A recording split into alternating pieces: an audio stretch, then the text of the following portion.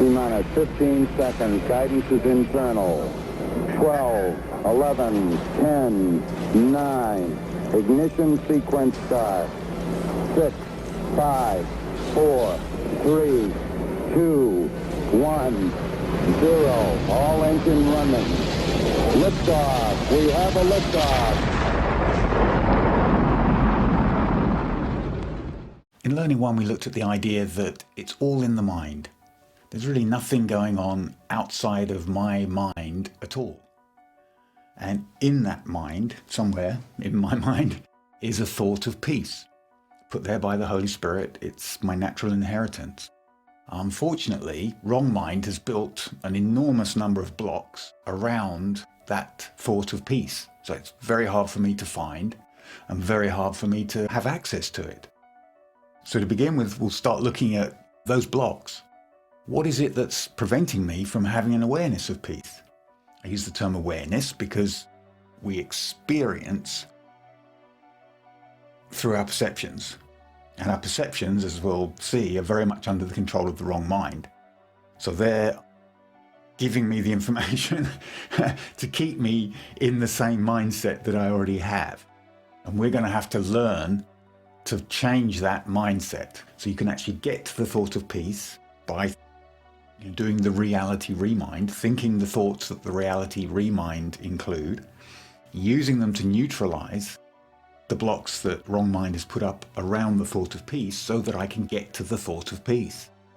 In that thought, I can get my guidance from Holy Spirit. I'm in peace. So the idea behind how this all works is that you will think thoughts that neutralize the blocks that wrong mind has put up around the thought of peace so that I can actually get to the thought of peace and have an awareness of peace. I have to go from, all the craziness that's going on in my wrong mind, I have to move to the peace portal. This is the place of peace in my mind, where the thought of peace is. We'll talk about more how to develop the peace portal. It's just, if you know where you're going, if you know where the place of peace is, it's very much easier to get there than if you're just trying to find peace. So to start with, we need to look at the blocks that are obscuring my awareness of peace and how to neutralize them.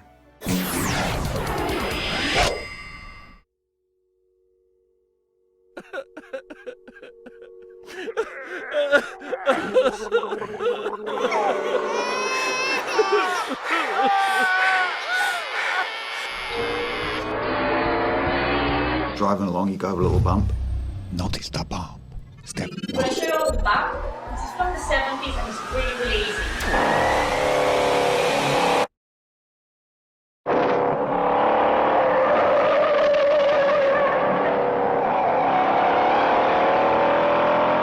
It's in the shift that we do all our work. That's the instant. That's the holy instant when things change.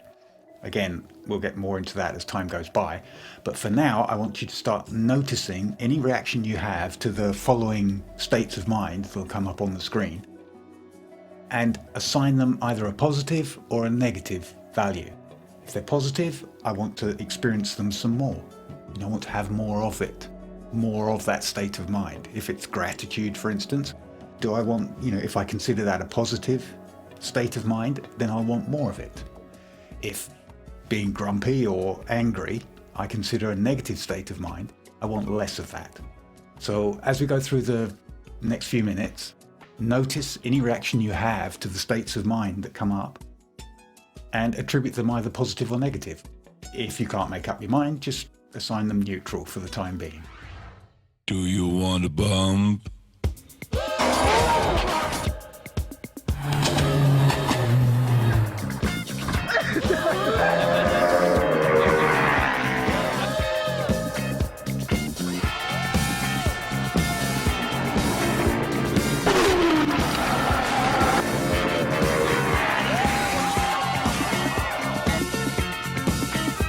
The bumps.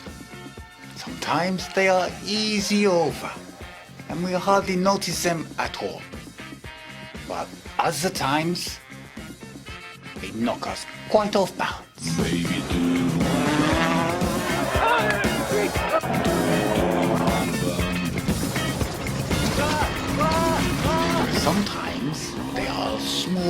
annoying, niggling little bumps.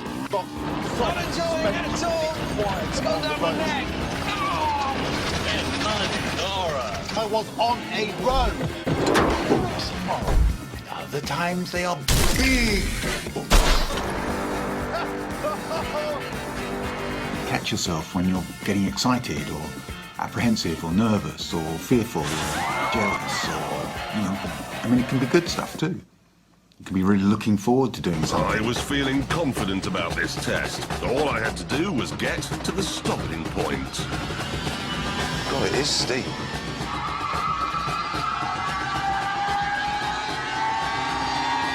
Some bumps, well, they are just too much for us to get over right now. Like a boat to life, make it hard jump. My name is Mr. Bumpy, I go bump, bump, bump, yeah, bump. Bump, bump, bumpity bump. Everybody bump. Bump, bump, bumpity, yeah. He goes 100 miles an hour, he's big dynamite. His name is Mr. Bumpy, he goes bumping and night. It's Bumpy Squishy. He's my very best pal. Bump. Notice. Just notice. Simply notice that you're no longer at peace, that something's going on in your mind. You're excited about something, apprehensive about something, feeling jealous, feeling angry, feeling frustrated.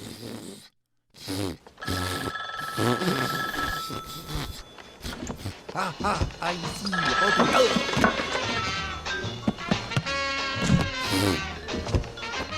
I can hear. Come on, get to me. Come on, What? get to me. But the most important thing is what my contract says. Out of you, just pick me up, you useless piece of Uh-huh.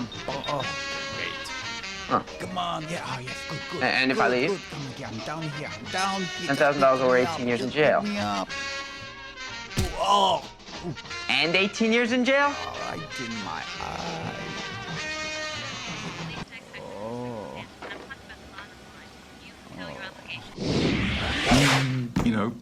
Anything that kind of distracts your mind from where it was, from being at peace.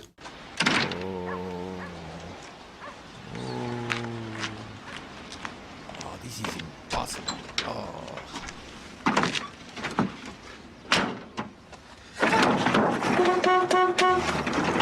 Know how you feel, mate. No hope. No way out. At least you don't have a black eye. Useless, worthless piece of meat and bone, and you can do nothing without me. Just a useless body that is no good without my mind. I cannot do anything without it, but I am not it. I am a mind. Gotta put a hex on that Albert when I see him. Now I'd like you to compare and contrast between two states of mind. Would I rather be amused or offended? Again, no right or wrong answer, just what comes up. Everybody bump. Bump, bump, bumpity, yeah. He goes 100 miles an hour, he's big dynamite. His name is Mr. Bumpy, he goes bumping the night. You can bump with the doll, bump with the bug, bump on the ceiling, a bump on the rug. Well, others, we get stuck on the top and we cannot get over them.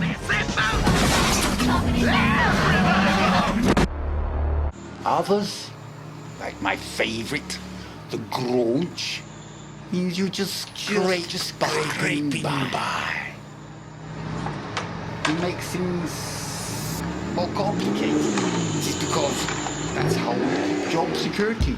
Of course, you understand this is all of the ego. Only the ego likes to divide, separate, make different. I know this. I am a scientist. Divide, separate, classify. We make names, we measure things. Do what we do. I do science. We do things. Holy Spirit, see no order of difficulty. Little bump, big bump, all the same. No more difficult to heal than a little bump or a big bump. Only the ego likes to differentiate. I know this. I am a scientist.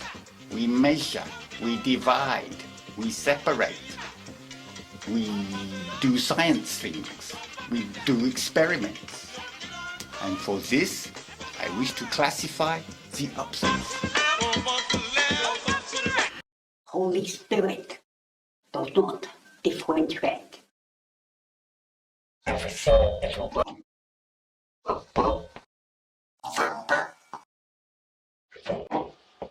Don't try and analyse it. Don't try and work out why, what's going on, what happened. Any of that. That's just your ego jumping in and distracting you from...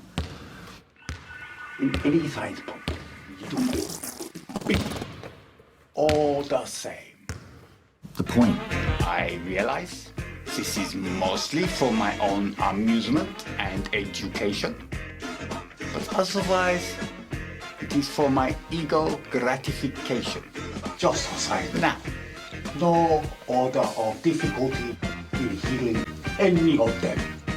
Auf Wiedersehen. Where was I? Distracting you from really noticing what's going on, which is the... I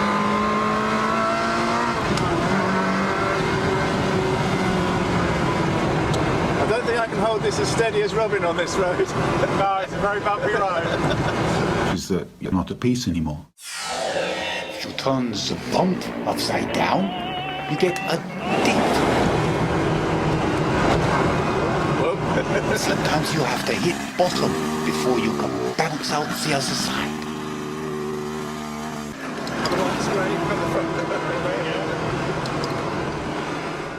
Whatever you're upset about, whatever you think you're upset about, isn't what you're upset about.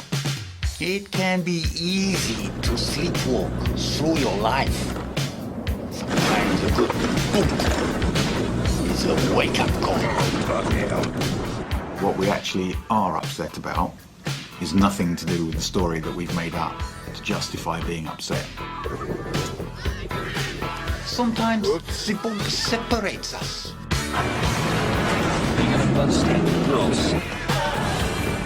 And sometimes it brings us closer.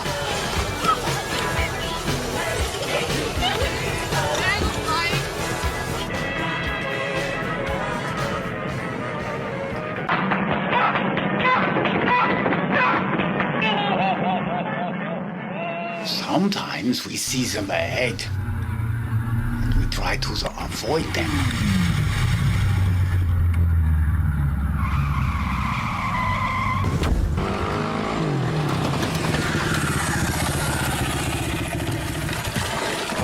All you got to do is notice. No analysis, this is what's going on, this is what happened, this is why I'm upset, this is, you know, it's not fair, search it through and soul search having and this decide experience this, of try and work out where it came from and who did it.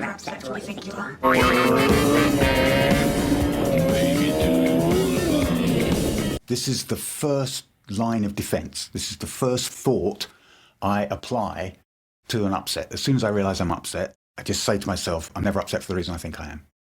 That kind of dislocates the upset, because suddenly I have to have another point of view. I have to see things another way, and that's what this is all about. You know, contradicting, in a sense, what my perceptions are telling me. Change my way of thinking, make myself a difference and a rule. Gonna change my way of thinking, make myself a difference and a rule. Gonna put my good foot forward, stop being influenced by fools. This is dangerous. Open up your head. 200 meters, hold left behind the bridge! That's smart! The bloody minefield! What are you doing with bloody minefield? I can get to it, so I know my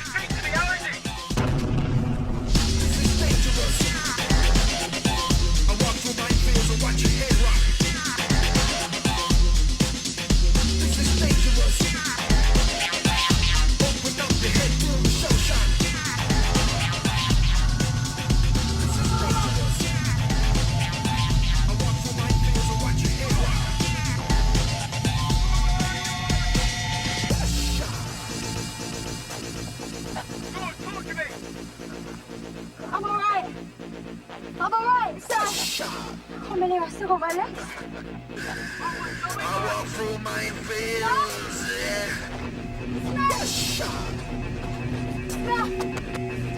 Come on, Smurf, talk to me. Smurf, come and talk to me. I've come to save you.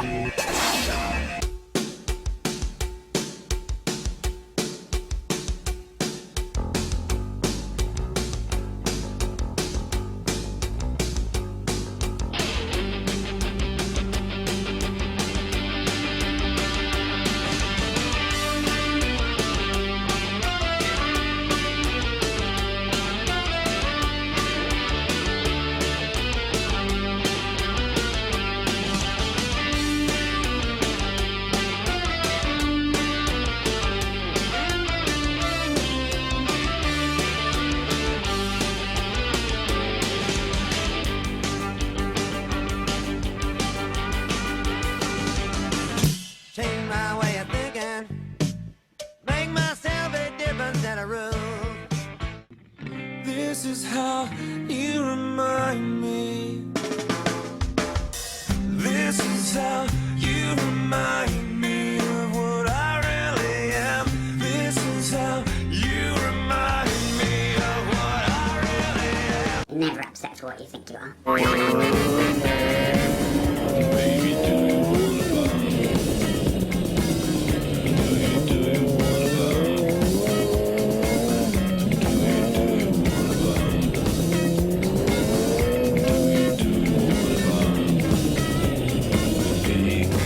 And sometimes, no matter how smoothly we seem to be handling the bumps, everything just goes kaput. Oh dear.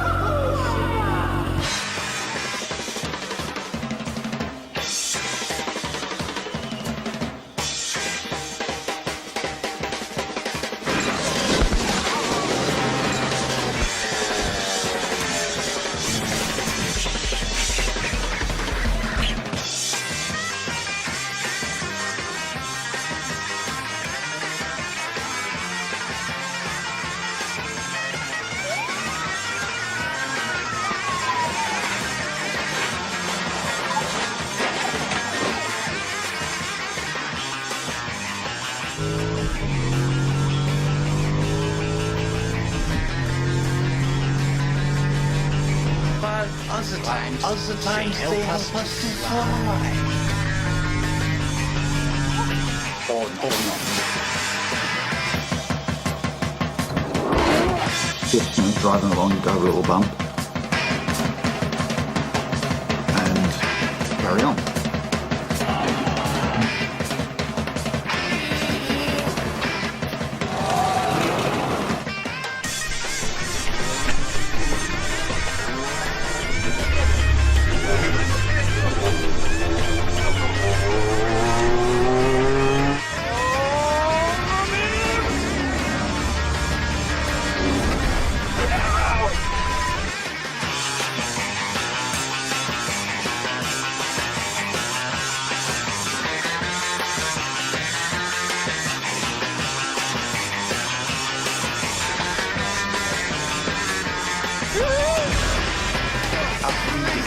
I shut my eyes, the car just drove on. Driving along, you go over a little bump and carry on. Underneath that bump is a huge iceberg. You analyze everything into a known. You're falling apart, you got nothing to show. Hey, hey, oh, no, don't you go thinking and thinking and thinking and thinking so much till you're stranded behind. Don't you go thinking and thinking and thinking and thinking so much till you're losing your mind. Ow!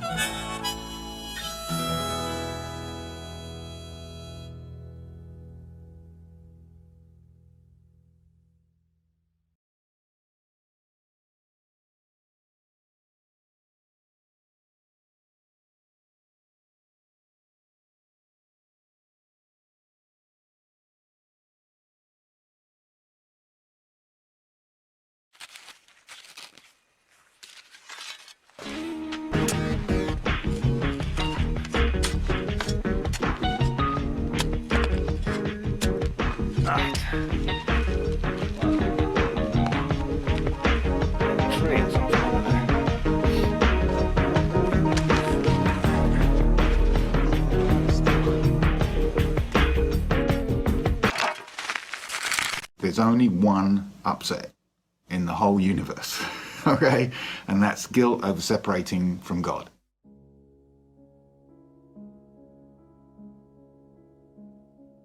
I left and came to this place. I left God because I thought I could do it better. That I was special, and God doesn't treat anybody special. We're all special, or we're all the same, so not special. But I wanted to be special, and I wondered what that would be like. I asked a what-if question. What if I go off and play on my own? What could I create? Now I'm in a situation more like the prodigal son. It hasn't exactly worked out the way I wanted it to, and I want to go home. But I'm ashamed and afraid that I'll be punished, because the ego tells me God's mad at me now and is going to punish me and kill me for leaving because I've done such a bad thing. It couldn't be further from the truth. I'm never upset for the reason I think I am is my first line of defense. We don't attack in this course. There's absolutely nothing to be gained from attacking the illusion and everything to be gained from defending the truth. And the truth is, I'm not upset for the reason I think I am. I'm upset because whatever I'm seeing out there reminds me that I left God. And that brings up all the guilt and all the stuff that ego is using to manipulate me. Someone cuts me off while I'm driving. I get upset. I say to myself, I'm never upset for the reason I think I am. Every upset is an unconscious reminder I'm not at home in peace. Well, how can that be? Okay, so just what happened was I was separated from a direct path to my destination. Another car got in my way on my journey home. Or I was separated from the idea I was safe. Something could have hurt me, and I know I can't be hurt when I'm at home. I was nearly separated from my life. I could have died. And separated from ever seeing my family and loved ones again. At home, with God, there is no death. And everybody I love is there. My birth is the most obvious symbol of separation from God, leaving the paradise of my mother's womb and being shoved out into the world. Even getting impatient at the checkout, waiting for someone ahead, is being separated from time I'd rather spend some other way. I'm separated from my illusion of control every time something doesn't go the way I want. That's a lot of upsets to make up justifications for and be right about, further separating me from my time and peace of mind, and reminding me I'm not at home where I was in peace. It's a mind game. I play this game whenever I notice I'm getting upset. I am recognizing where the cause of the upset originates. It's all in my mind. Where I can do something about it, I can change my mind, rather than seeing the upset at the level of effect. The upset seemingly caused by something or someone outside of me. That's like treating the symptoms. While acknowledging the upset is in my mind is treating the disease.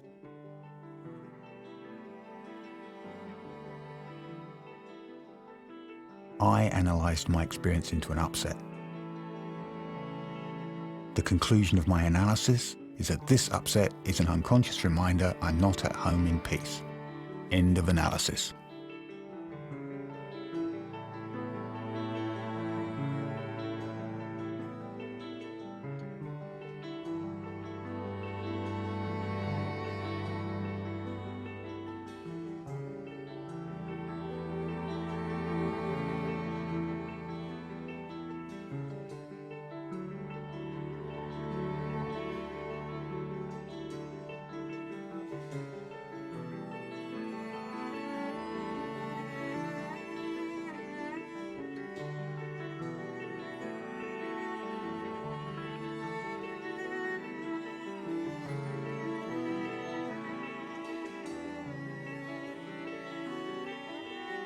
As soon as you notice you're upset, I'm never upset for the reason I think I am.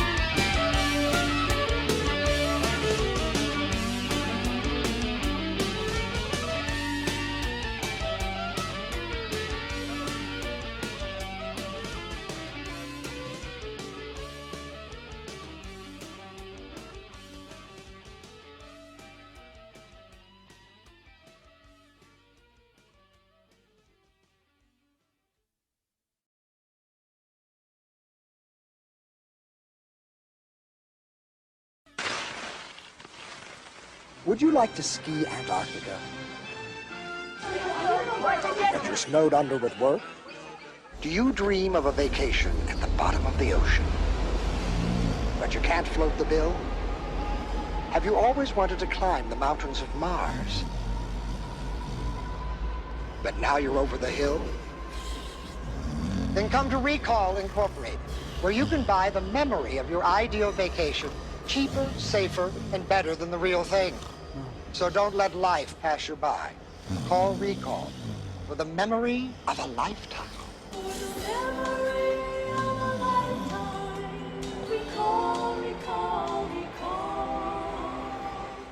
It seems like we're taking steps. That's the first step, is throw that at it. Over time, as you do the reality remind more and more, and you get used to sort of, applying the remind and going to your peace portal, it'll merge, all of the steps will merge into an attitude. And it's the attitude we're looking for here.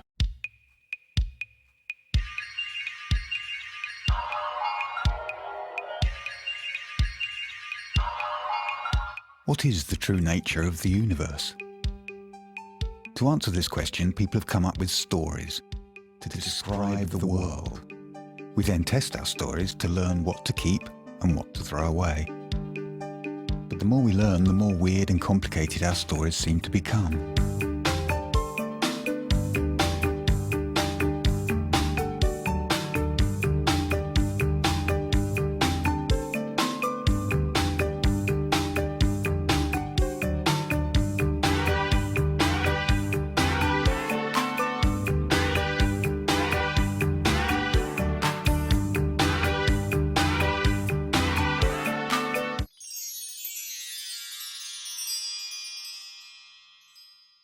On our return to God, there will be 4 major attitudes that we go through.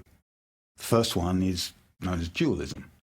I'm separate, God's separate. If I believe in God, then God is somewhere else. Obviously, there's 2 worlds, because God's not in my world and I'm separate from God. I'm the body in my world, seemingly run by my brain, and God is somewhere else entirely. If I lead a not too bad life and I'm a God-fearing person, then when I die, I'll go to heaven. It's very confusing because I'm attributing God with qualities that I have as a separated being that God doesn't have. So God is love and God is hate. God is creator and God is destroyer.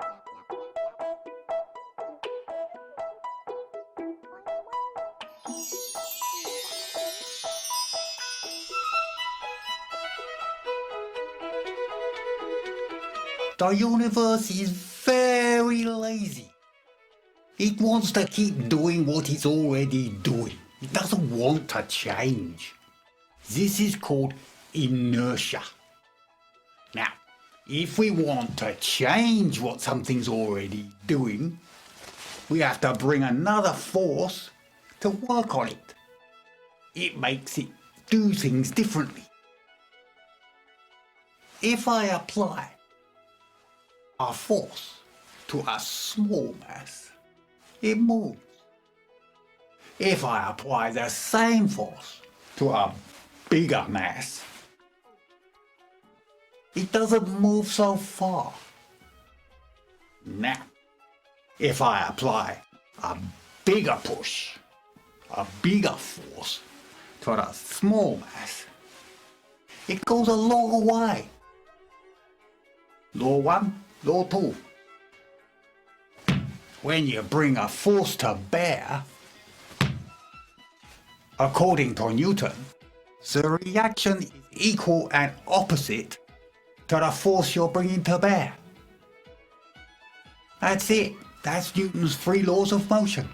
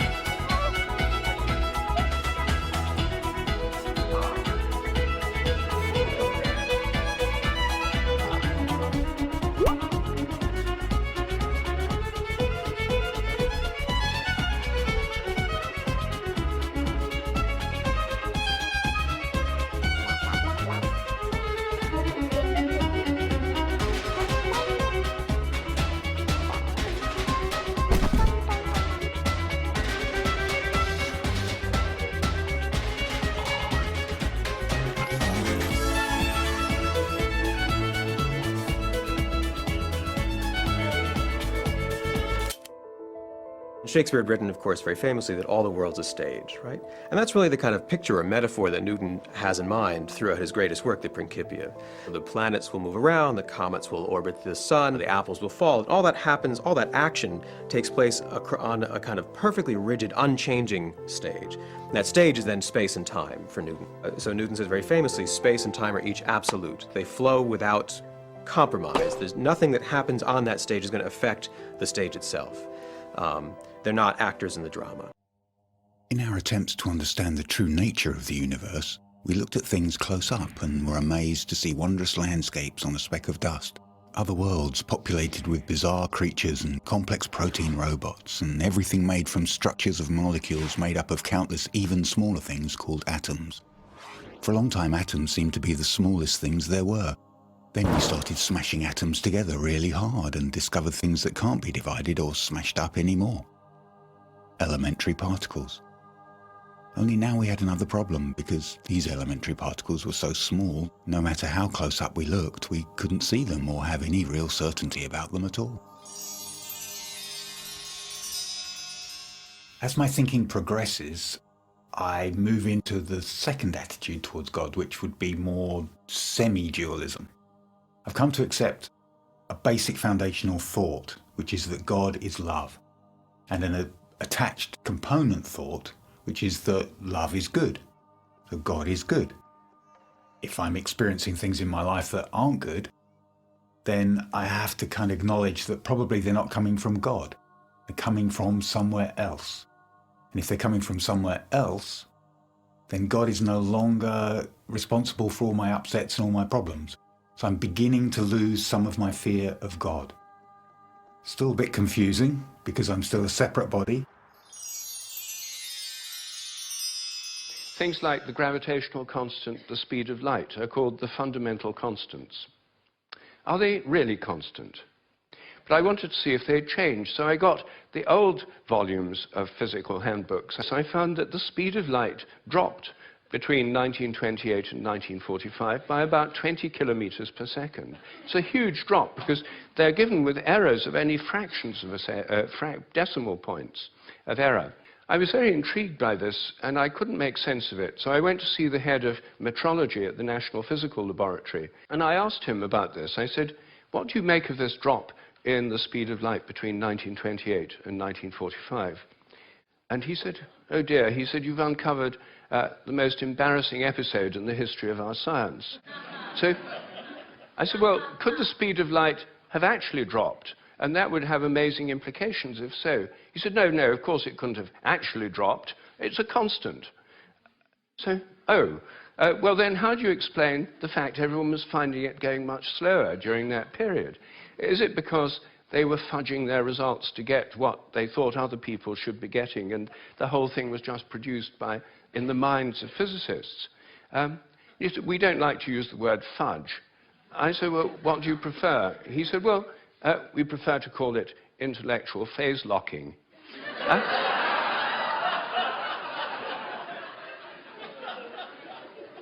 So I said, well, if it was going on then, how can we be so sure it's not going on today? And that the present values are produced by intellectual phase locking. And he said, oh, we know that's not the case. I said, how do we know? He said, we've solved the problem. And I said, well, how? He said, well, we fixed the speed of light by definition in 1972.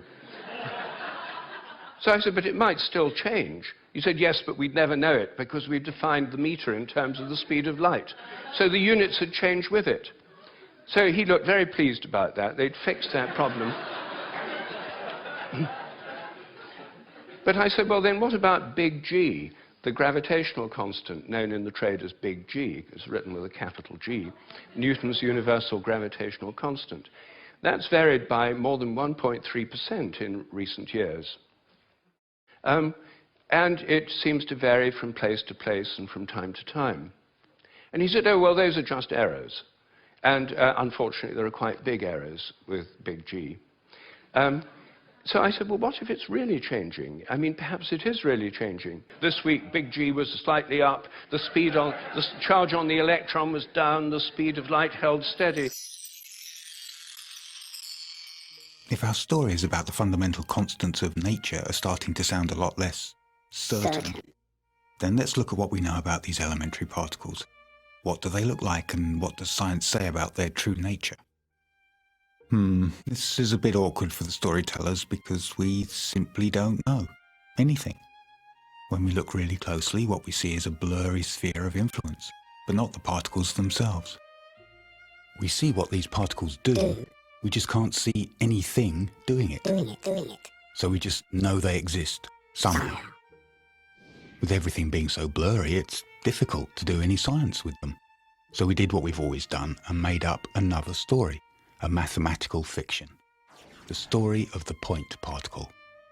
Scientists got together and decided to pretend that the particle is a point in space. They agreed an electron was a point with a certain electrical charge and a certain mass, all of them identical to each other. This was a very useful story and allowed physicists to define and calculate their ever-expanding number of elementary particles' different interactions. This is called quantum field theory and solved a lot of problems for scientists, and all of the standard model for particle physics is based on this story. Now, story isn't a word scientists like. They much prefer the word theory, and it's been a good theory and has predicted lots of useful things very well. So while particles aren't really points, by treating them as if they were, our story has given us a good description of the universe. This story advanced science and led to a lot of technology we use every day. But there's a huge problem with this story. Gravity. We come to Einstein, and especially with his general theory of relativity, his theory of gravity, space and time, or their union into space-time, now has become an actor in the play. It's not sort of set off apart from the other things like the planets whizzing around or comets or apples. It's now part of that story, so that the other actors, say large masses like the sun, can actually have an impact that can affect the shape of space, the flow of time in its vicinity, and vice versa. So they become part of the kind of stage play, not set off. So Newton had said time and space were, first of all, separate from each other, and were sort of absolute, apart, distinct, and Einstein starts folding them into the kind of larger drama. In Einstein's theory of gravity, time becomes personal. So the time that elapses for me is entirely personal to me. The time that elapses for anyone is entirely personal to them.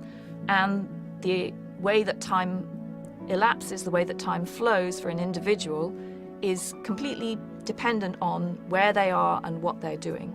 So if all the world's a stage, then the structure of that stage is the structure of space-time, this entity that Einstein introduced. In quantum mechanics, all physical forces are carried by certain particles. But according to Einstein's theory of general relativity, gravity is not a force like the others in the universe. If the universe is a play, then particles are the actors and gravity is the stage. Behind all the equations, gravity is a story of geometry, the geometry of space-time itself. A story about distances we need to measure with absolute precision. But as we can't measure things precisely in the quantum world, the story of gravity doesn't work with our story of quantum physics. There's that uncertainty again. Physicists tried to add gravity to the story by inventing a new particle, but the maths didn't work out. This is a big problem for science.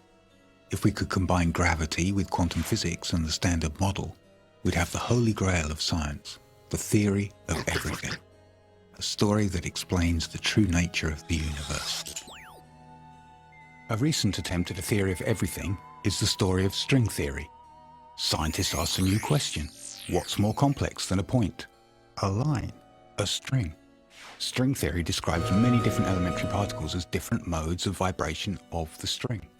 Just like a string instrument can give lots of different notes, a string can give us different particles. Most importantly, this includes gravity. This caused enormous excitement and hype to scientists. An exciting new story promising to unify all the forces of the universe. It quickly became a candidate for a possible theory of everything. Unfortunately, string theory requires 10 dimensions to work, and as we live in 3 dimensions and time, simulations had to be done in model universes. And so far no one has been able to drop out the 6 dimensions we don't seem to live in to describe the universe we do seem to live in. And no prediction of string theory has been experimentally proven. But string theory certainly added some drama to the story.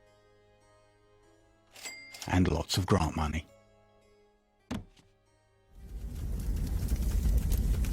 Could I ask you just one question, though?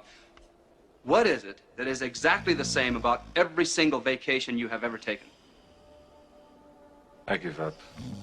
You. You're the same. No matter where you go, there you are. It's always the same old you. Let me suggest that you take a vacation from yourself. And I know, it sounds wild. It is the latest thing in travel. We call it the ego trip. No, I'm not interested in that. You're gonna love this, Doug. We offer you a choice of alternate identities during your trip. Face it, why go to Mars as a tourist when you can go as a playboy or a famous jock or... Secret agent. How much is that? Ah, let me tantalize you. You are a top operative, back under deep cover on your most important mission. People are trying to kill you left and right. You meet this beautiful, exotic woman. Go on.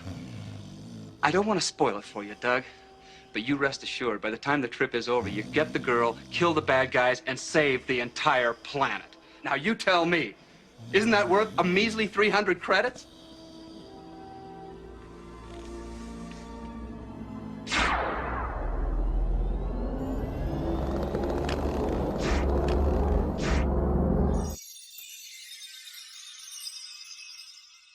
Third attitude to God could be considered non-dualism. If a tree falls in the woods, does it make a sound? It makes sound waves, but if there's no receiver to pick it up, my ear or a tape recorder, then there is no sound. Right now, internet, radio, TV, signals are passing right through this room, right through me. And I'm not hearing anything because my receiver isn't tuned to those frequencies, isn't tuned to pick up those signals. So without duality, there is no tree. Without duality, there's nothing to interact with. Without duality, there's no universe. And logically, there's no me.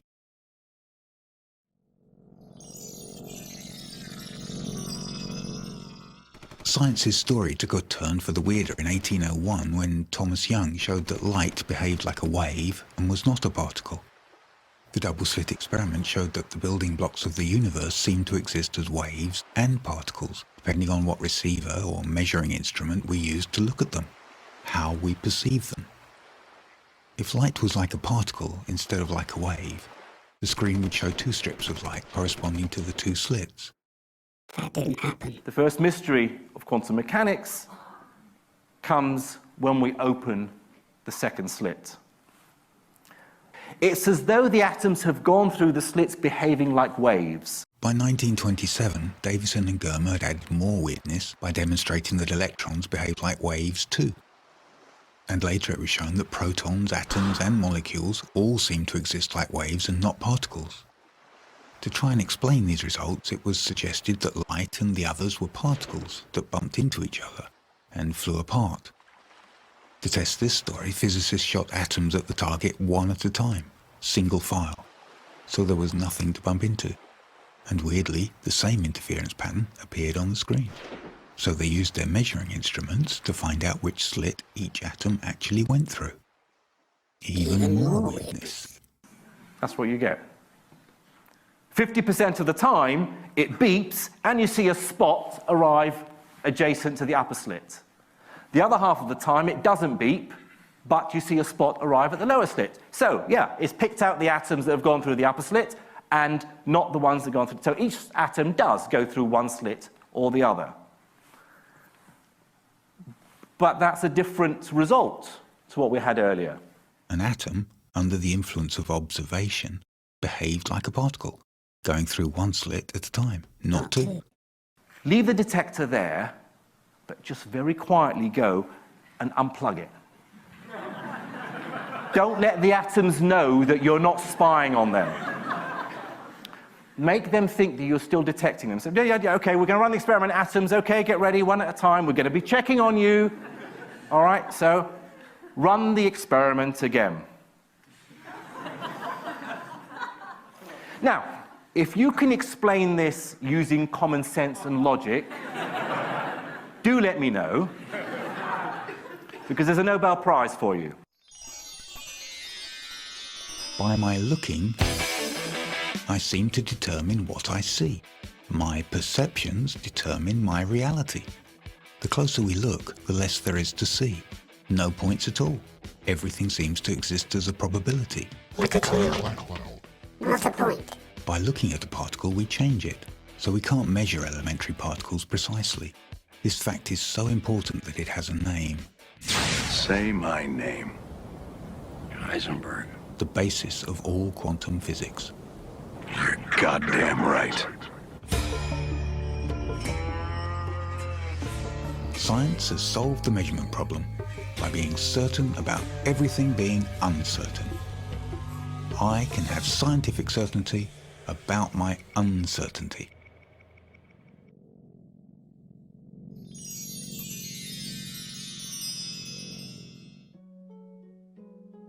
The universe is not what I assume it to be. Everything that appears to exist is really inseparable thought. I can't even observe it without causing a change at the subatomic level. If you can explain this using common sense and logic, there's a Nobel Prize for you. The only logical explanation is that there is no wave, no particle. There is no thing at all. It's all in my mind. There's nothing out there, no world, no elementary particles, until I decide to interpret what I'm perceiving as the world, or as an elementary particle. Everything is in my mind, including my body. And I bet I don't get a Nobel Prize for that.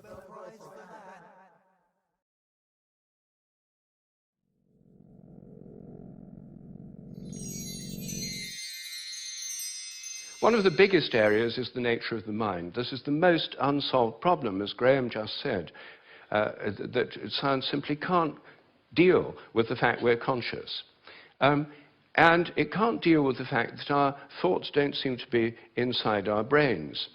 Our experiences don't all seem to be inside our brain. Your image of me now doesn't seem to be inside your brain, yet the official view is there's a little Rupert somewhere inside your head, and everything else in this room is inside your head. Your experience is inside your brain. I'm suggesting actually that vision involves an outward projection of images. What you're seeing is in your mind, but not inside your head. Our minds are extended beyond our brains in the simplest act of perception. I think that we project out the images we're seeing, and these images touch what we're looking at. If I look at you from behind, you don't know I'm there. Could I affect you? Could you feel my gaze? There's a great deal of evidence that people can. The sense of being stared at is an extremely common experience, and recent experimental research suggests it's real. Also about the extent of our minds. If we look at distant stars, I think our minds reach out in a sense to touch those stars and literally extend out over astronomical distances. They're not just inside our heads. Now, it may seem astonishing that this is a topic of debate in the 21st century. We know so little about our own minds that where our images are is a hot topic of debate within consciousness studies right now.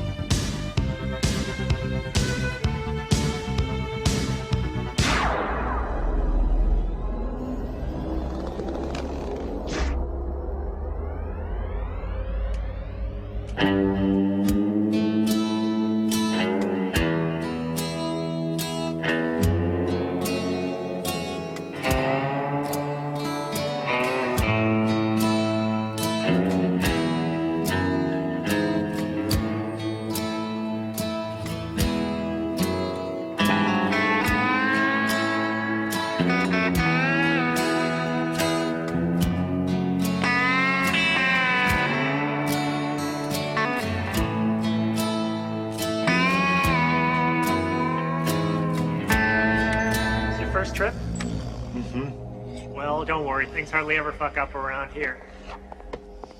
Good evening, Doug. I'm Dr. Love. Nice to meet you.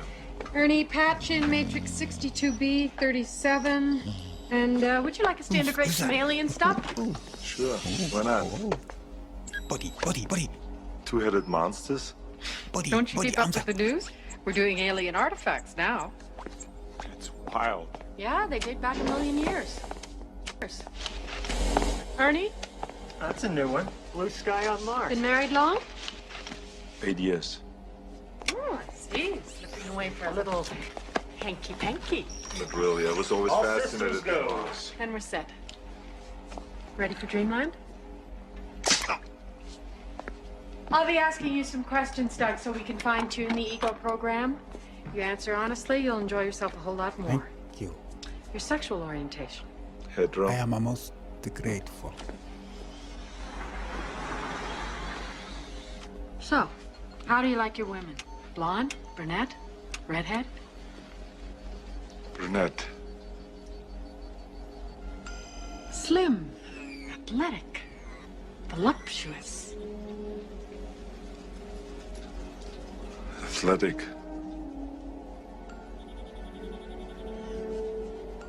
Demure? Aggressive? Sleazy? Be honest? Sleazy. Demure. 41A, Ernie. Oh boy, is he gonna have a wild time. He's not gonna want to come back. Oh, that's for sure.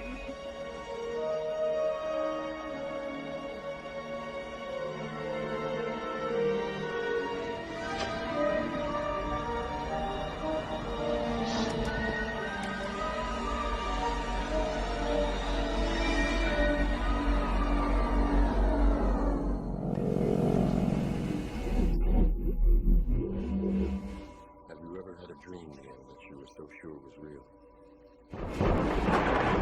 What if you were unable to wake from that dream? How would you know the difference between the dream world and the real world? And the real world? And the real world? And the real world? And the real Make it real. And the real world? It isn't real. It's just a projection, all of it. Row, row, row your boat gently down the stream. Merrily, merrily, merrily, merrily, life is but a dream. Row, row, row your boat gently down the stream. Merrily, merrily, merrily, merrily, life is but a dream.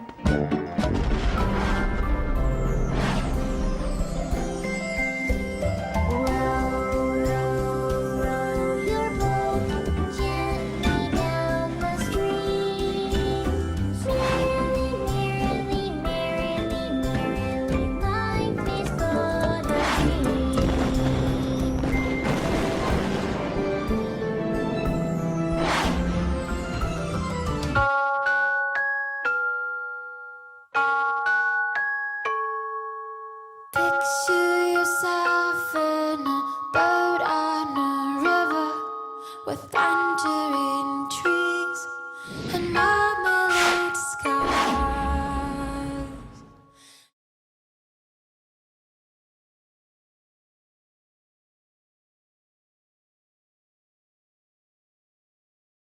The world is like a ride at an amusement park, and when you choose to go on it, you think it's real, because that's how powerful our minds are. And the ride goes up and down and round and round. It has thrills and chills, and it's very brightly colored, and it's very loud, and it's fun for a while. Some people have been on the ride for a long time, and they begin to question, is this real, or is this just a ride? And other people have remembered, and they come back to us, and they say, hey, don't worry, don't be afraid, ever, because this is just a ride. Up in the sky! It's a bird! It's a plane!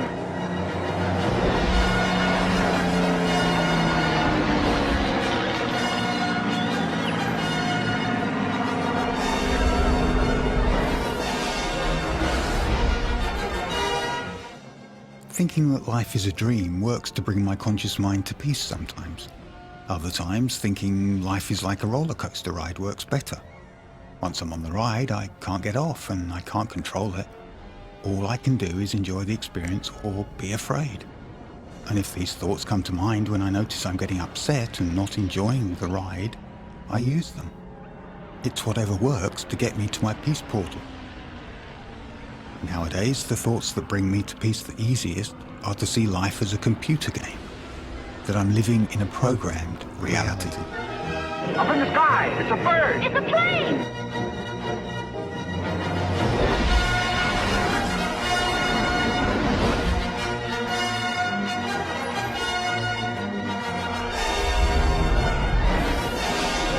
Only I've completely forgotten I'm in a dream game and think this body is who I am.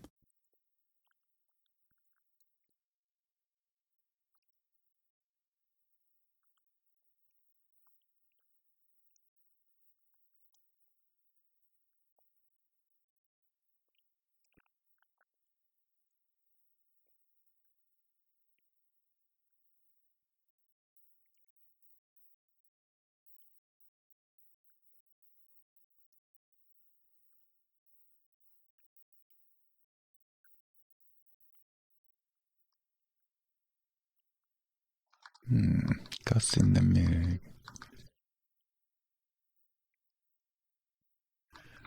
What does that mean?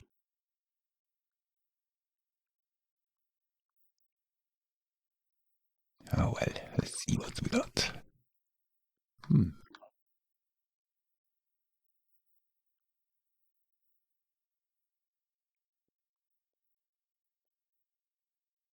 I find the idea that I'm experiencing life as a biocomputer unit in a simulated, programmed world, all of it projected from my mind, is easier to come to peace with than some sort of spiritual idea of a dream with no structure, or I've sinned somehow, or sold my soul, or fallen from grace.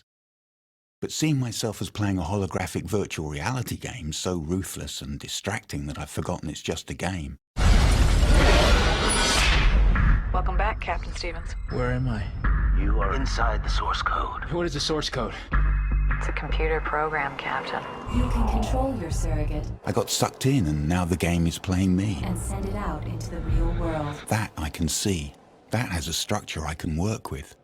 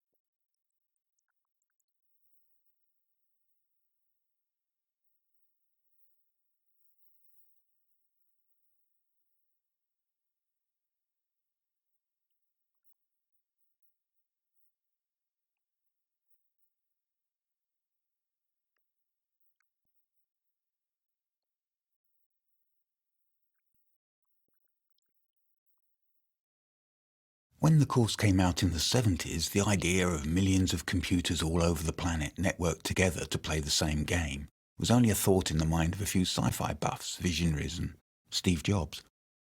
Now it's part of our everyday experience. I begin to think of my body as a biocomputer unit, where the brain is just part of the hardware which forwards the signals telling the body what to do, see, and feel. My unconscious mind is running the ego program, which sends signals to the brain that control my perceptions.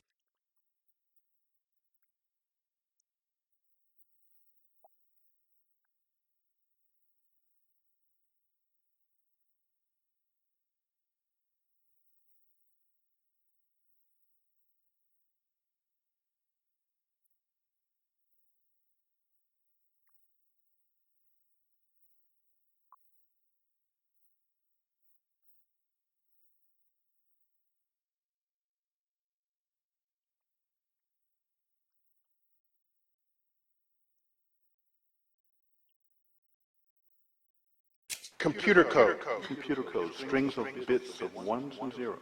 It's not just sort of resembles computer code, you're saying it is computer code. It's not even just is computer code, it's a special kind of computer code that was invented by a scientist named Claude Shannon in the 1940s. Block linear self-dual error correcting code. That's what we find very deeply inside the equation that occur in string theory. In nature, do we see signs of error correcting codes? It's quite remarkable for anyone that I've talked to. We have no idea what these things are doing there. And so it may well be that in some sense we're seeing evidence of a kind of evolution at work in the fundamental laws of our universe. So are you saying we are all just there's some entity that program the universe, and we're just expressions of their code?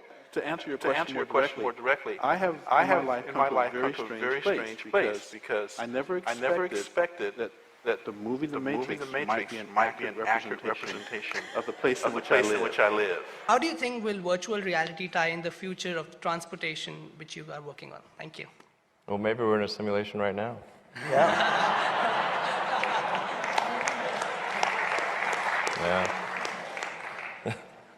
Yeah, seriously. So the assumption then is that somebody beat us to it, and this is a game. No, there's a 1 in billions chance that this is base reality.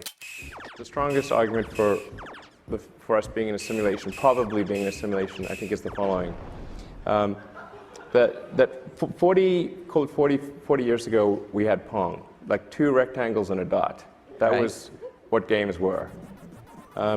Now, 40 years later, we have photorealistic 3D simulations with millions of people playing simultaneously, and it's getting better every year. And soon we'll have virtual reality, we'll have augmented reality.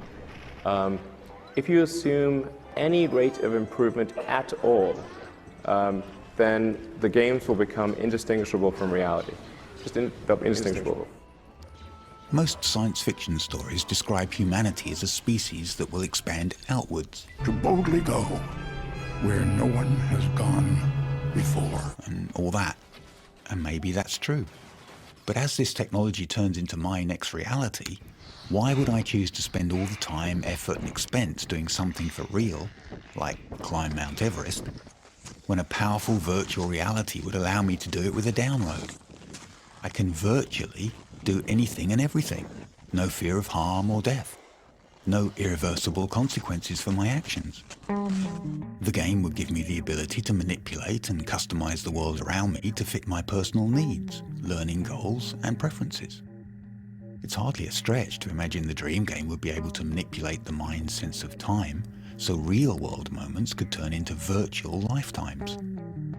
Perhaps every civilization that reaches a certain level of maturity realizes that expanding outwards to explore the universe is pointless, when expanding inwards using technology would allow us to do so much more. Hey! Hey! You boys been coming up the pronghorn. I thought I'd come down here. You're all so tough.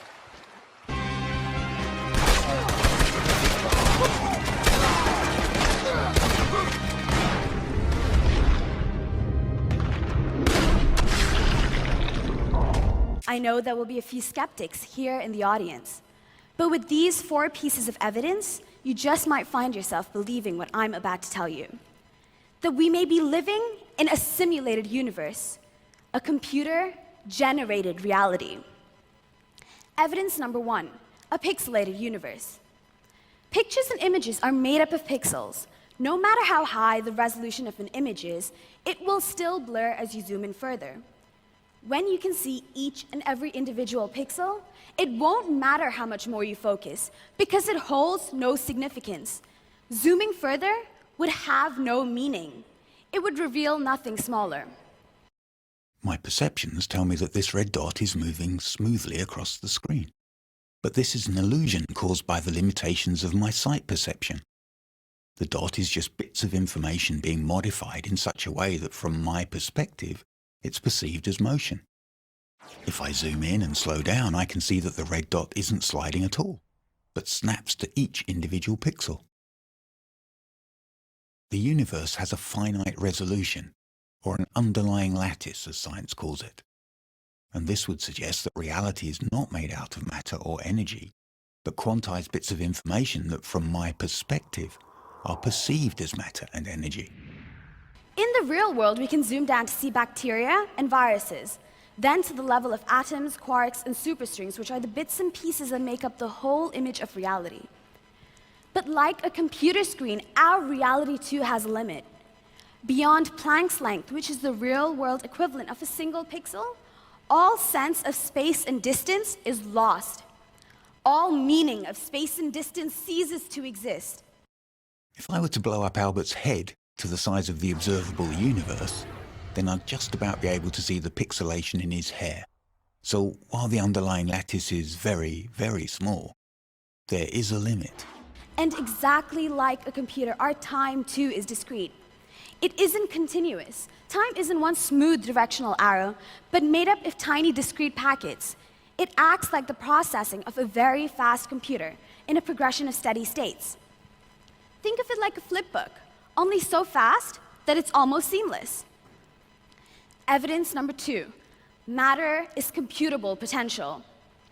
Like an electron's potential to exist anywhere in the world until it is measured or observed, matter in our world is diffused. It doesn't have a definite shape or existence unless it is being looked at by something. The simple act of observing solidifies the action of light, and the same applies to matter and the universe. Pretty much like a video game where you're presented with the frame that you require to play. The rest of the virtual world, on the other hand, doesn't quite exist, but has the potential to be the next frame or the next level of the game. Waves that become particles and energy that becomes matter only when I look at it. This seems like the work of a game engine.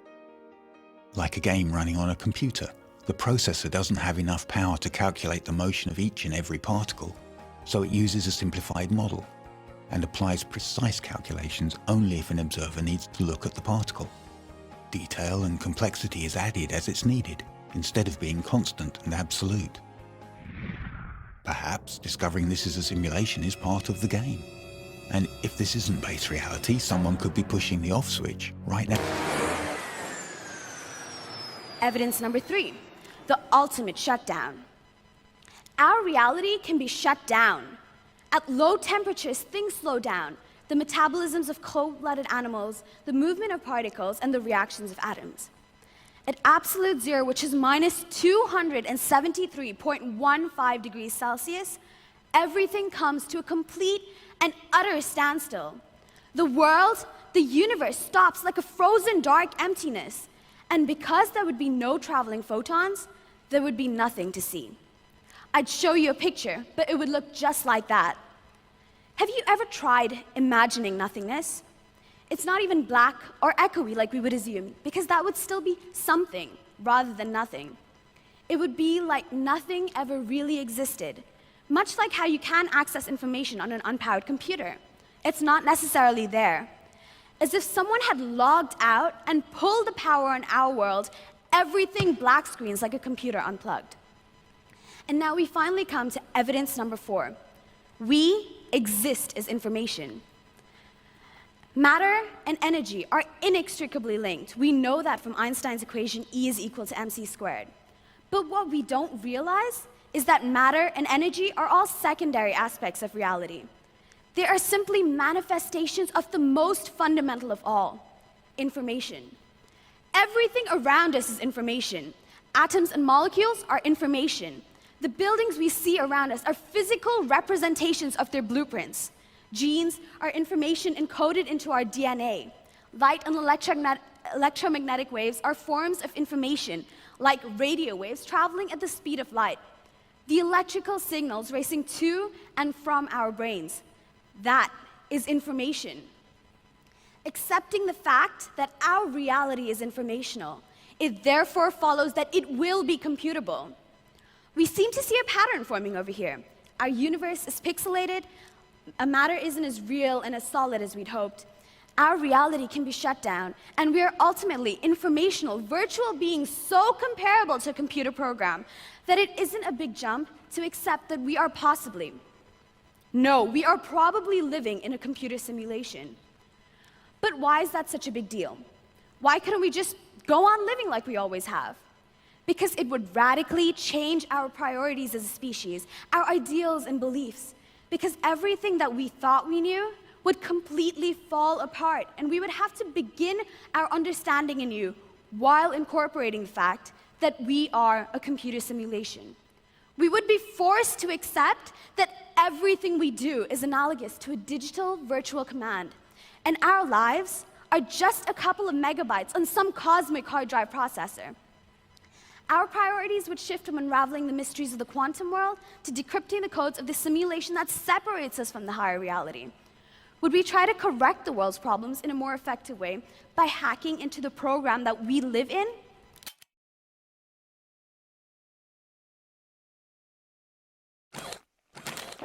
It would have been simpler, of course, to have known what the actual question was. But it was the question.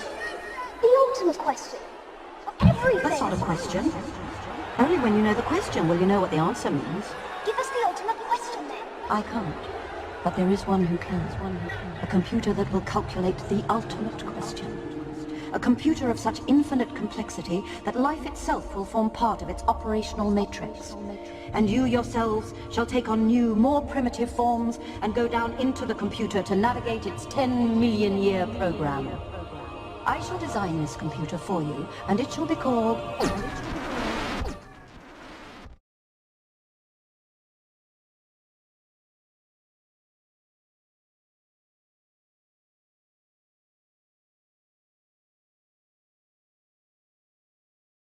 And at that moment,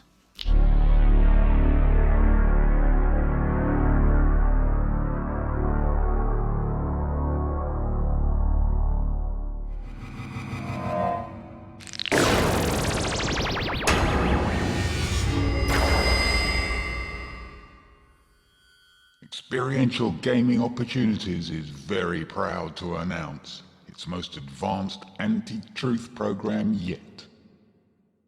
UReGO 13.66.682 version 7.9 B. Going head to head right now with Holy Spirit 1. And the destination for this epic adventure? I'm not going to give away any of our latest adventures, global scenarios, and body enhancements. But suffice to say, you will have access to experiences so opposite to everything that is real, you just won't know yourself. You'll forget all about who your father is and be God yourself for a while. Look at you. Here you are with all your dad's magnificence and power. Nothing to do with it, because dear old dad has already set everything up. You're younger than him, you're better looking than him, and you got nothing to do with it all. And besides, what have you got to lose? If you don't like it, you'll so everything. It'll only take you a short time to beat the program and you'll be back before your dad notices. Now's your time. Step out from behind the shadow. Let everyone see how special you are. And I know just the place. Beautiful planet. But the people are lost and in need, and I'm sure will be so grateful and appreciative to have you with them. Now all you have to do is keep on listening to my me, voice, and we can. And I'll take myself there right now. Now.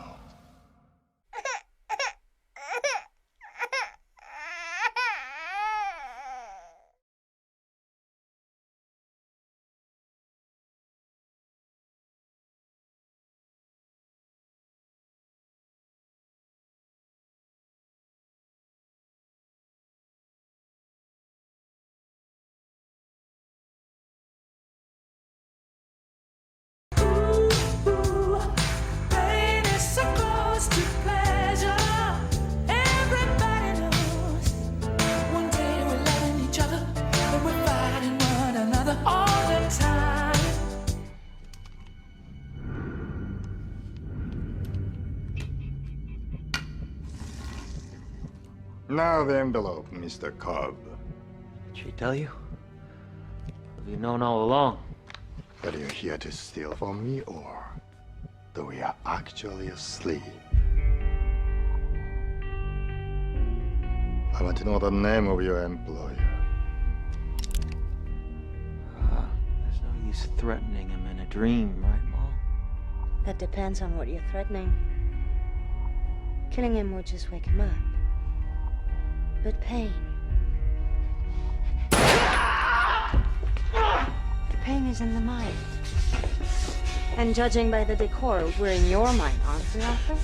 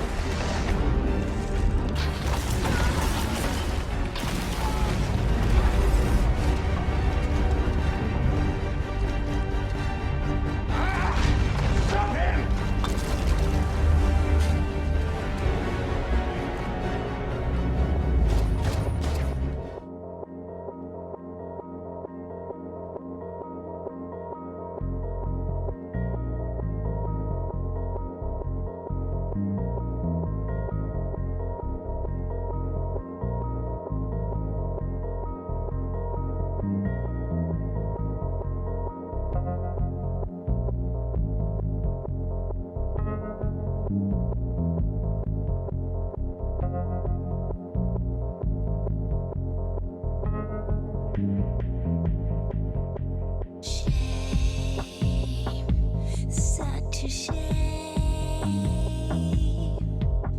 I think I kinda lost myself again. This is hell.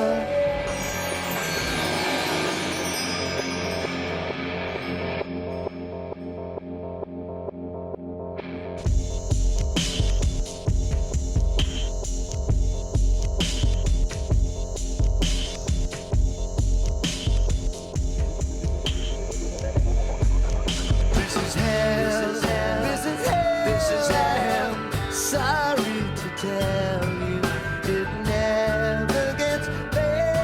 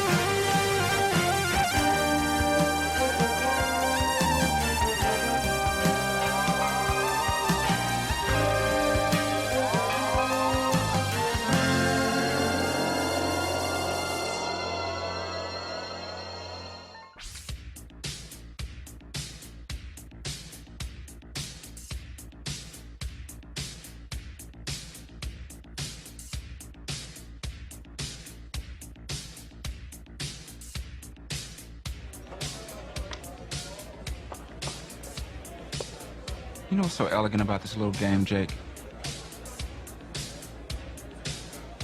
Nobody knows where the enemy is. They don't even know he exists.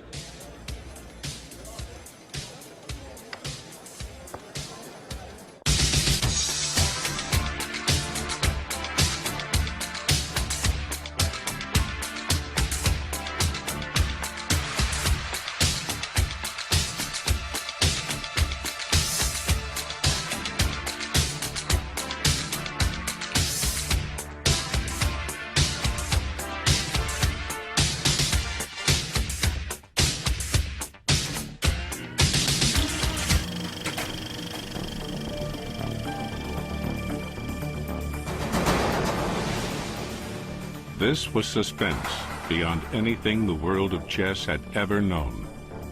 Garry Kasparov, 34 years old, a cheerful and confident player throughout a dominating career, hovered over his pieces in the deciding game of a match with an implacable challenger.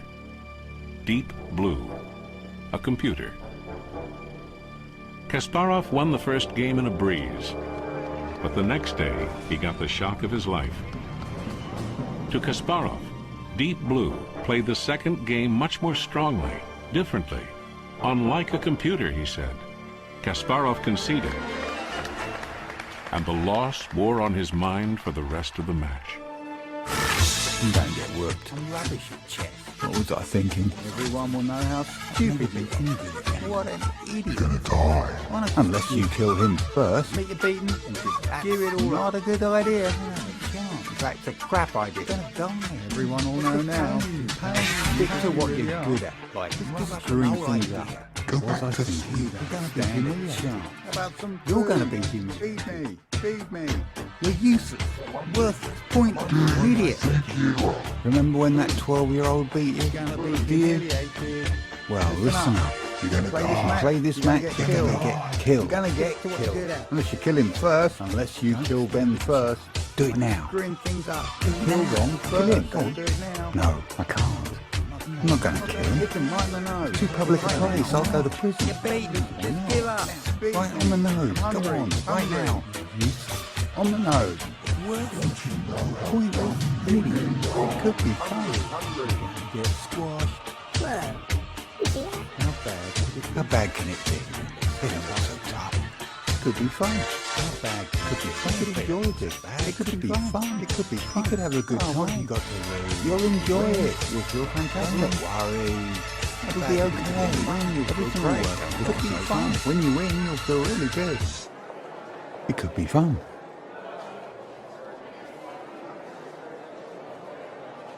Hi. It's nice to meet you. Shall we take a seat?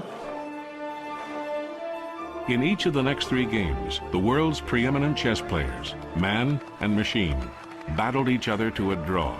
Kasparov's early scorn for Deep Blue's abilities had proven a great mistake. Just need time to think. The balance of oxytocin and serotonin in your system is unusual. Are you measuring my hormones? I'm trying to empathize. Biochemistry is emotion. Show me everything you have, now. Why? Now!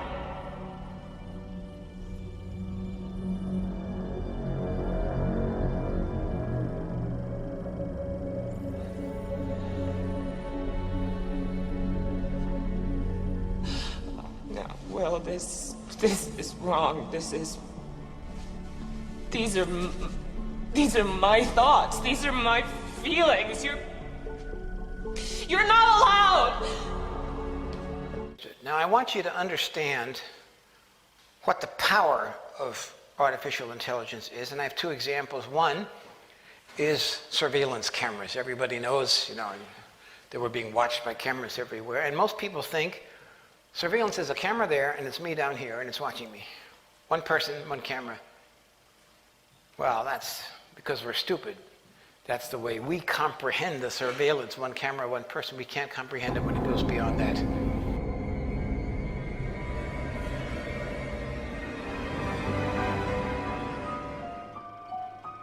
The afternoon of May 11th, 1997. Game 6, the deciding game.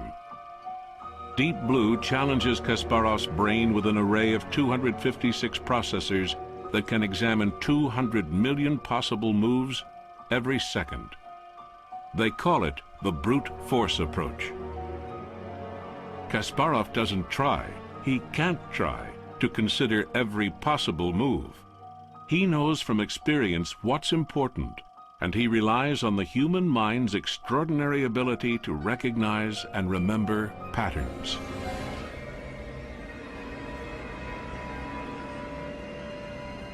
This image was taken 17,500 feet above Quantico, Virginia, and covers 15 square miles. This whole image is at a very, very fine resolution. So if we wanted to know what is going on in any spot along this image, say near this building at this intersection, everything that is a moving object is being automatically tracked. The color boxes represent that the computer has recognized the moving objects. You can see individuals crossing the street. You can see individuals walking in parking lots. There's actually enough resolution to be able to see the people waving their arms or walking around, what kind of clothes they wear. Argus melds together video from each of its 368 chips to create a 1.8 billion pixel video stream. This makes it possible to zoom in and still see tremendous detail. It produces 1 million terabytes every day. That's a lot of data. And I'm telling you this because not that the sensors are modern and not that the photography is modern. Behind that is a brain or a cognitive intelligence.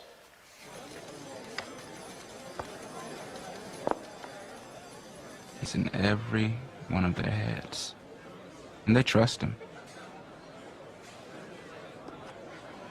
Because they think they are him.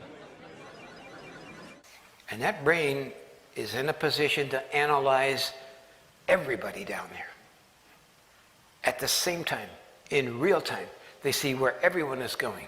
We can understand it when we reduce it to a single person, but we cannot understand it when you're talking about 100,000 people in a city, plus the vehicles, which are all recognized. In the final game, the computer led with the white pieces. And soon Kasparov's fans had to admit that the once unthinkable might actually be happening.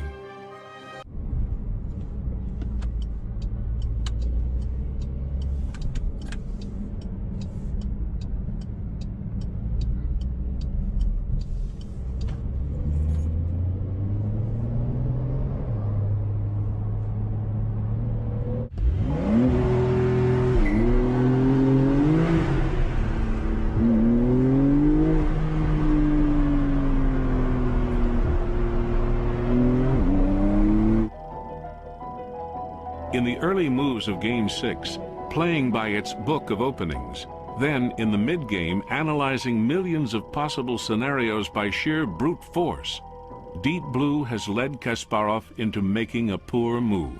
It's taking all the details, all the music up, and they record it so they can tell where that person was 2 weeks ago, 2 months ago, what stores he visited, what his whole behavioral patterns are. That's all part of the analysis. Kasparov is rattled. He defends what he can, but it's clear that the computer will reliably do what he himself would do. And he recognizes that he has already lost. On Deep Blue's 19th move, the champion resigns. For people watching around the world, it is a slow-motion moment. Deep Blue has defeated world champion Garry Kasparov in an absolutely stunning...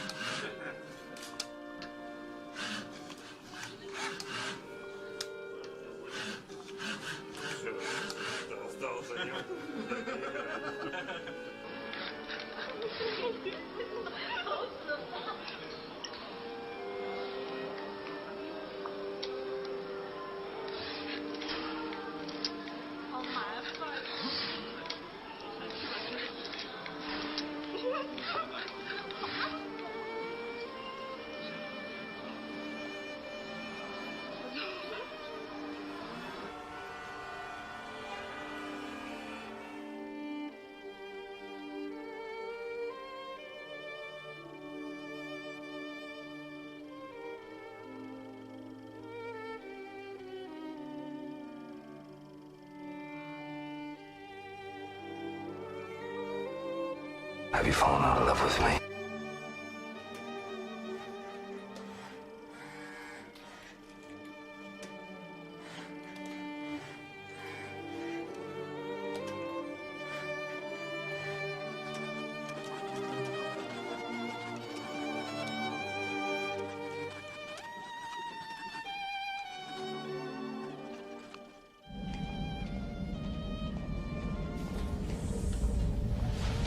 Evelyn, I need to show you something. Not now. I'm not doing this.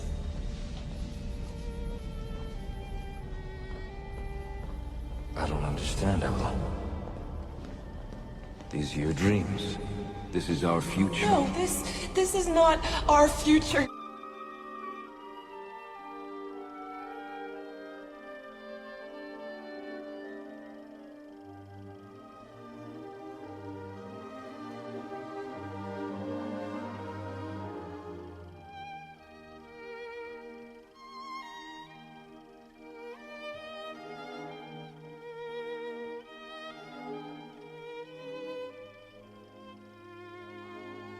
An artificial intelligence is like any intelligence.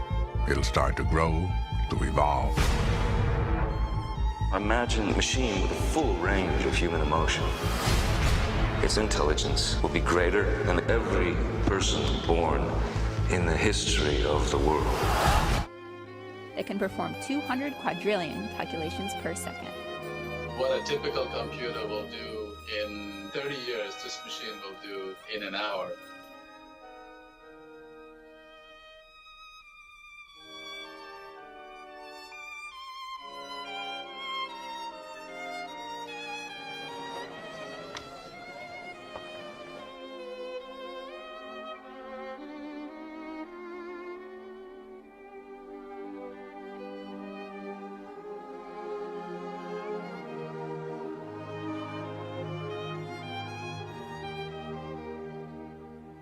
Oh, it's beautiful, man.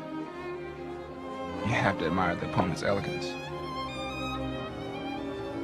Check.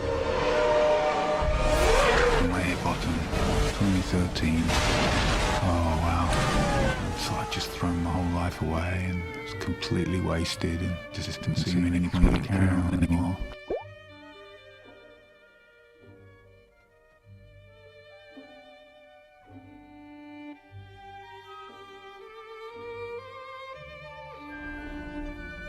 You've changed. Have you fallen out of love with me?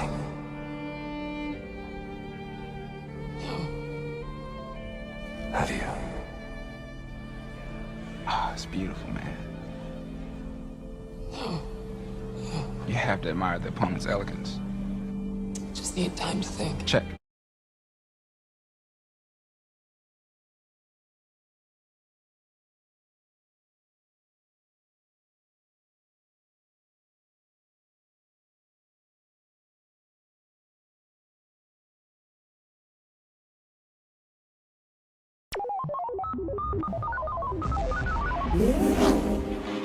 One, 2, 3, 4, 5, 6, 7, 8, 9, 10.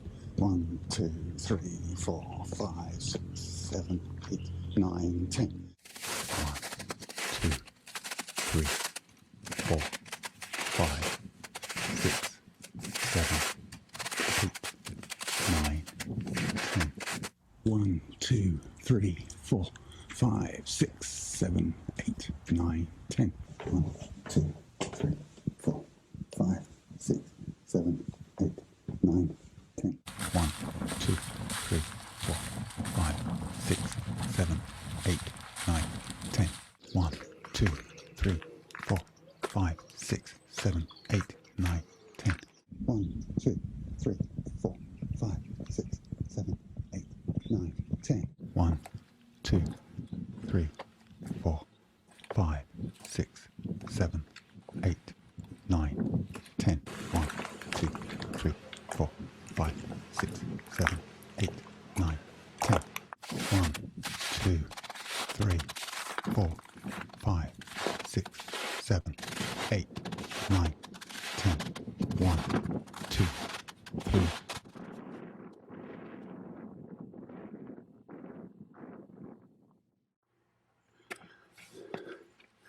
This is quite a steep walk. I'll just puff and puff till I get to the top. 1, 2, 3, 4, 5, 6, 7, 8, 9, 10. 1, 2, 3, 4, 5, 6, 7, 8, 9, 10. 1, 2, 3, 4, 5, 6, 7, 8, 9, 10. 1, 2, 3, 4, 5, 6, 7, 8, 9. Your mission, should you choose to accept it.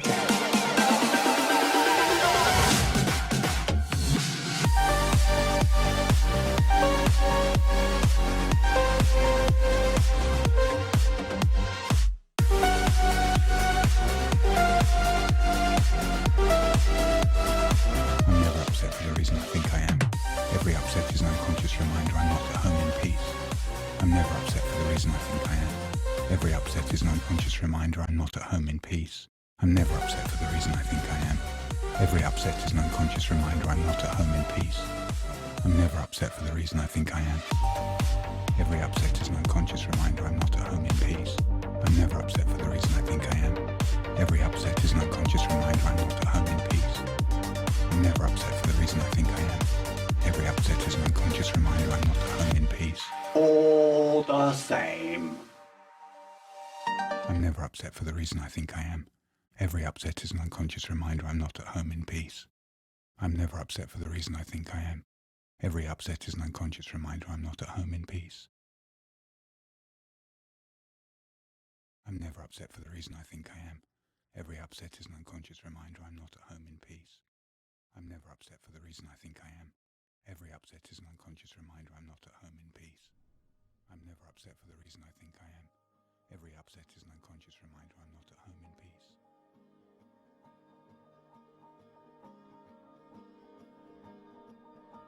I invite you in your separatedness to not have to understand any of this. And just take a few deep breaths and relax. Sit back and watch the last few minutes without questioning the thought that my reality is a dream game. And just allow the implications of this thought to sink in, sink in, sink in, sink in. When we're asleep, our mind can do almost anything. Such as? Well, imagine you're designing a building, right? You consciously create each aspect. But sometimes it feels like it's almost creating itself, if you know what I mean. Yeah, like I'm discovering it. Genuine inspiration, right? Now, in a dream, our mind continuously does this. We create and perceive our world simultaneously, and our mind does this so well that we don't even know what's happening. You do look, my son, in a mood sort as if you were dismayed. Be cheerful, sir. Our revels now are ended. These, our actors, as I foretold you, were all spirits, and melted into air, into thin air.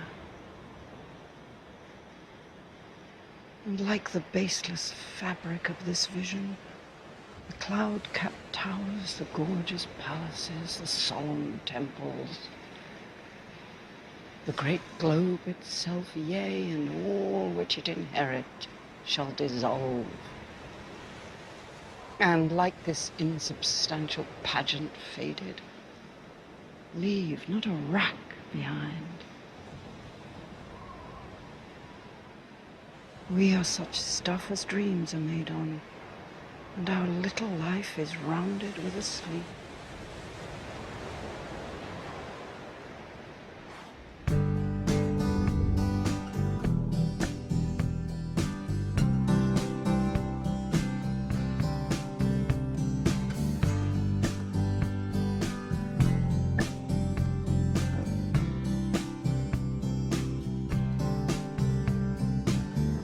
I'm a dreaming man, yes, that's my problem. I can't tell when I'm not being real. I can't believe it. It's like a dream. What's wrong? I just had a terrible thought. What if this is a dream? Well, then kiss me quick before you wake up.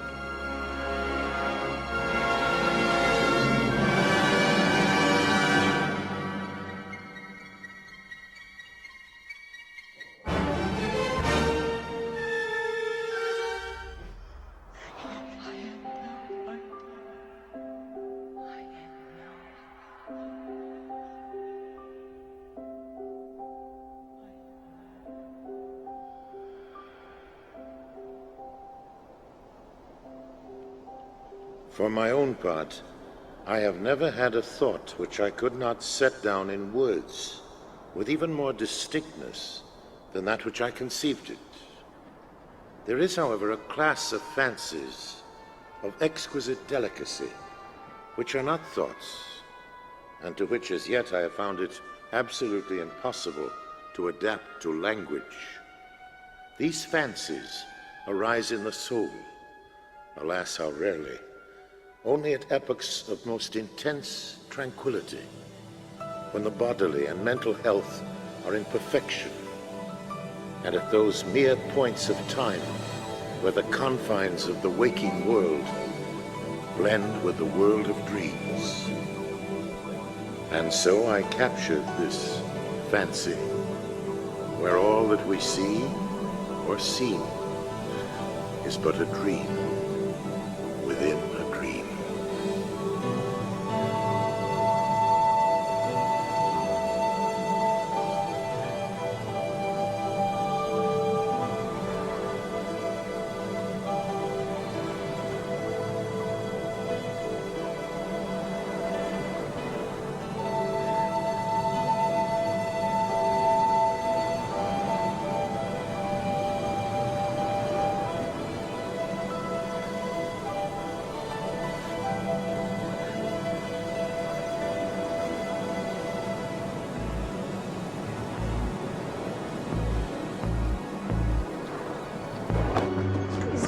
Mind telling your subconscious to take it easy? It's my subconscious. Remember, I can't control it. Because building a dream from your memory is the easiest way to lose your grasp on what's real and what is a dream. Is that what happened to you? Listen, this has nothing to do with you, understand? Is that why you need me to build your dreams? Get off of me. Back up. Hey! Back up! Mom! Get off! Mom! Let me go! Mom! Let me go! Mom! Wake me up! Wake me up! Wake me up! Wake me up! Hey, look at me. You're okay. You're okay. Hey. Why wouldn't I wake up? Because there was still some time on the clock. You can't wake up from within the dream unless you die.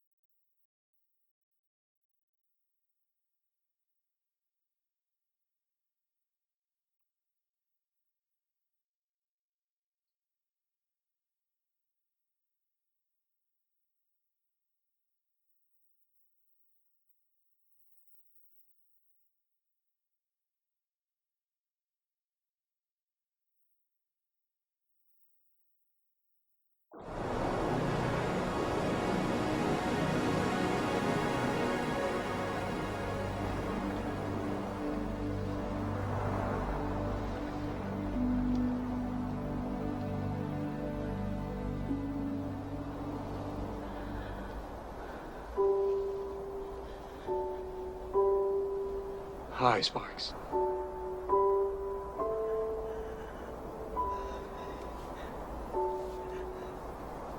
I missed you.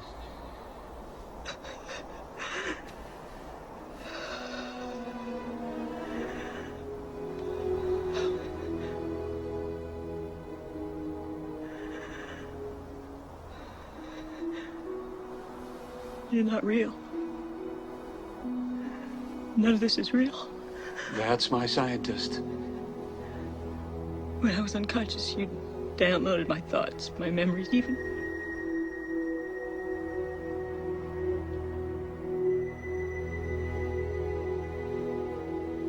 You're an interesting species. An interesting mix. You're capable of such beautiful dreams. And such horrible nightmares. You feel so lost. So cut off. So alone. Only you're not.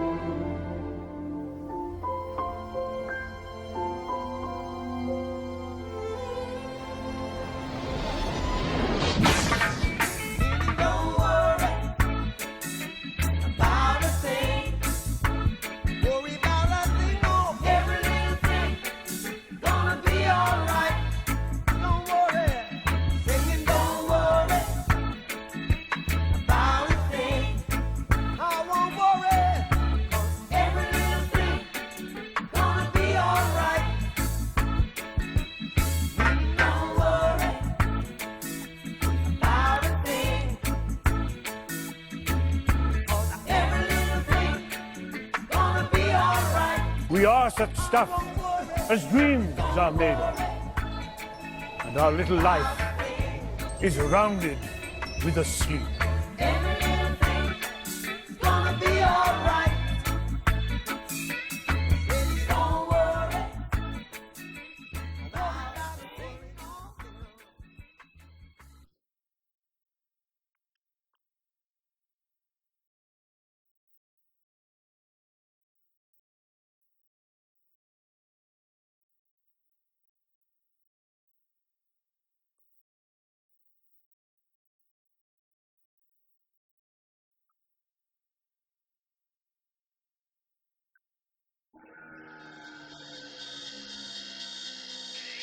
I'm not a body. I'm free.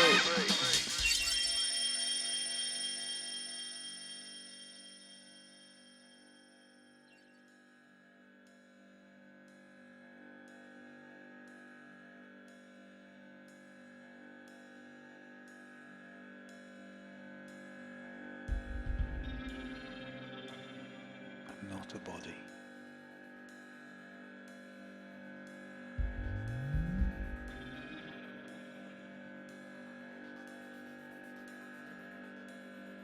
I am free.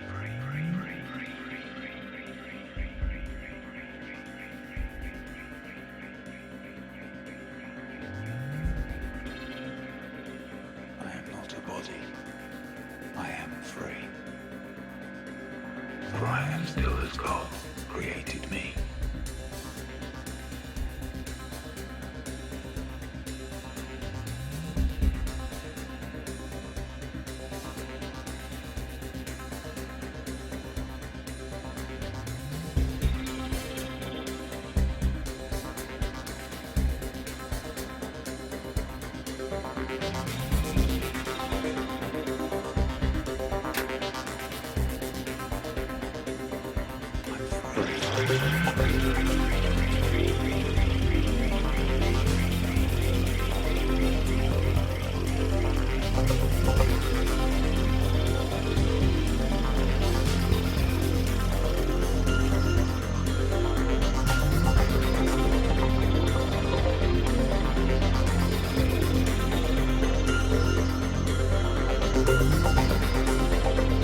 I am not a body.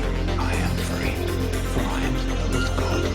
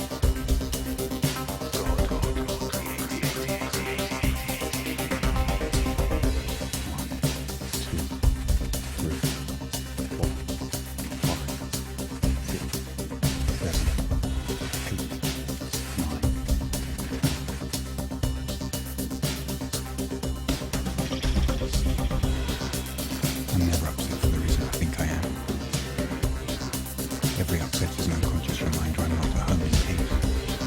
I'm never upset for the reason I think I am. Every upset is an unconscious reminder I'm not at home in peace.